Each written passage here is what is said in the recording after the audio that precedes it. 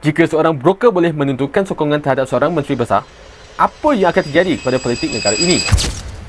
Pergolakan politik di Perlis sekali lagi mendedahkan permainan kuasa yang tidak kesudahan. Lebih membimbangkan, pergolakan ini berlaku dalam gabungan yang sama.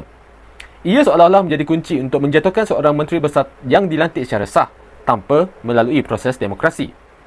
Pendedahan mengenai kewujudan broker yang menjemput ahli-ahli Dewan Undangan Negeri untuk menandatangani akuan bersumpah bagi menarik sokongan terhadap menteri besar amat mengejutkan. Ini bukan isu kecil. Jika seorang broker bebas mengatur jemputan dan mempengaruhi sokongan wakil rakyat, maka asas demokrasi berada dalam bahaya. Politik tidak lagi ditentukan oleh mandat rakyat, tetapi oleh urusan belakang takbir. Persoalan utama kini ialah siapakah broker ini?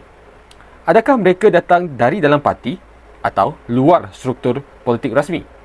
Jika benar broker seperti ini wujud dan dibiarkan beroperasi, maka institusi politik hanya tinggal nama. Kuasa sebenar berpindah ke tangan individu yang tidak pernah dipilih oleh rakyat. Keadaan ini menuntut jawapan yang tegas.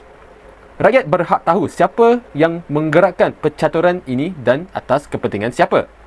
Tanpa ketelusan, kepercayaan terhadap sistem akan terus runtuh. Politik tidak boleh dikawal oleh broker.